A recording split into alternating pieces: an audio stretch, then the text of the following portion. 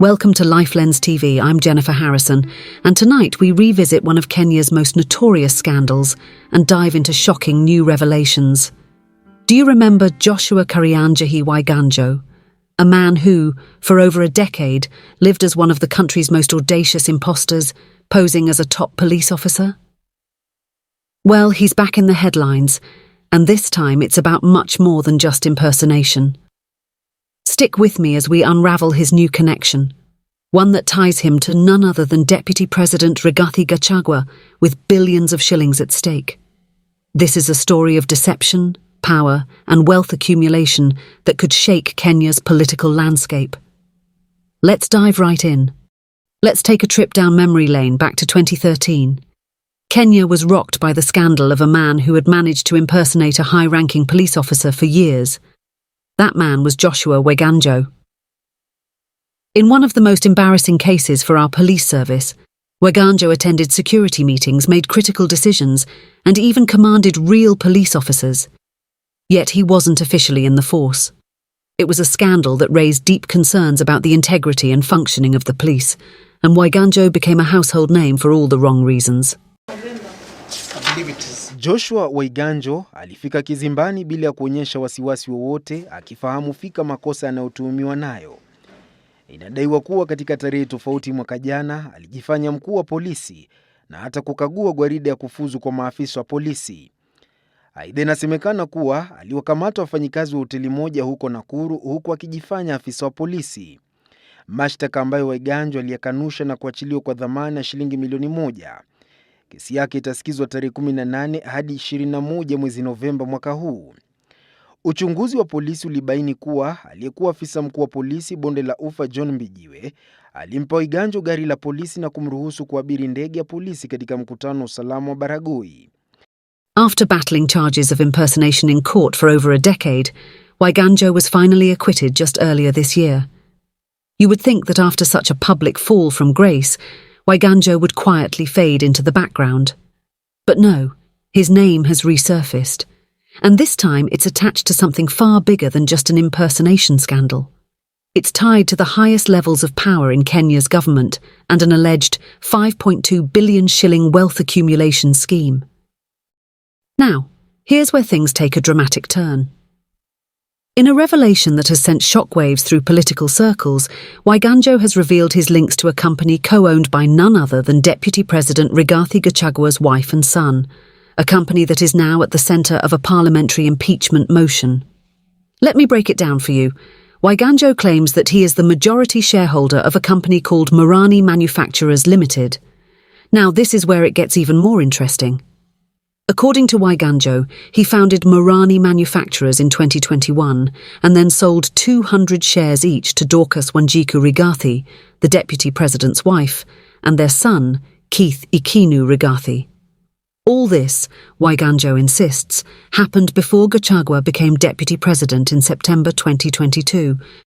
Morani Manufacturers is now in the spotlight because it has been named in the impeachment motion filed by Kibwezi West MP Mwengi Mutus.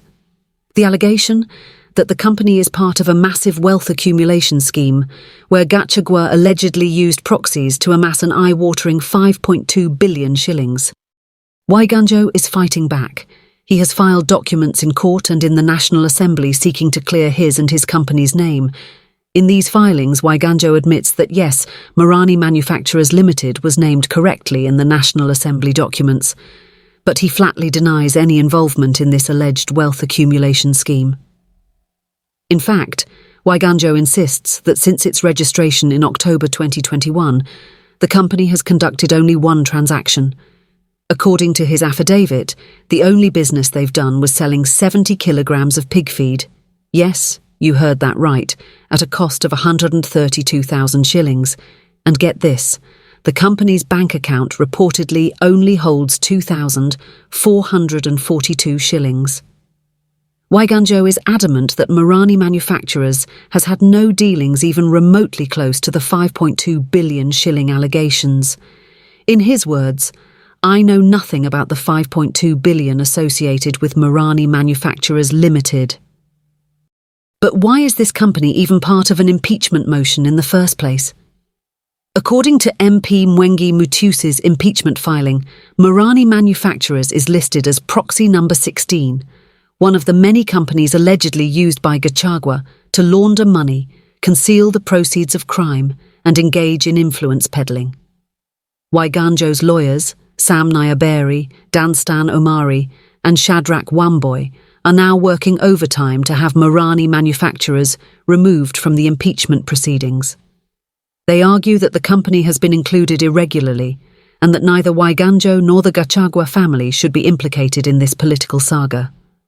Waiganjo claims that this is all part of the political wrangling within Kenya's ruling coalition and that Mrs. Gachagua and her son have been unfairly dragged into this mess. Let's take a step back and look at the bigger picture here.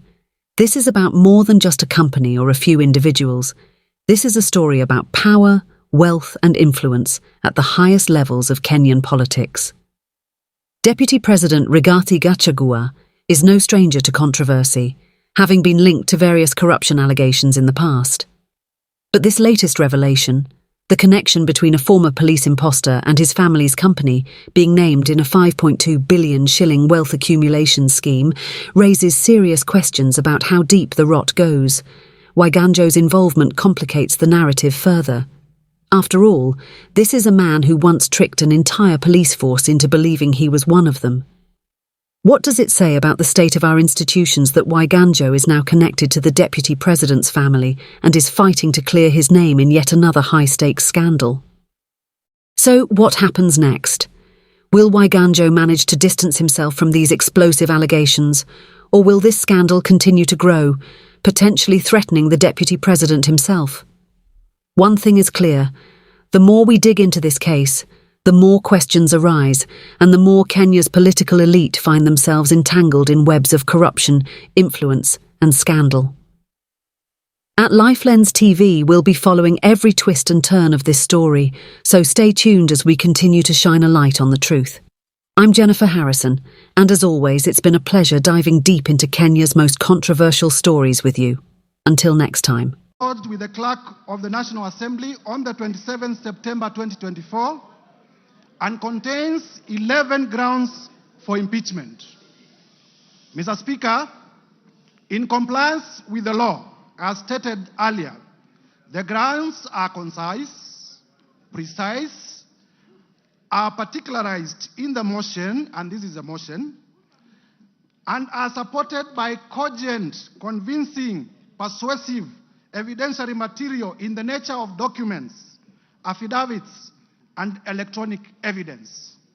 Mr. Speaker, I will also be presenting live witnesses, viva voce evidence, who will testify to corroborate the evidence that we have adduced in support of the grounds of impeachment.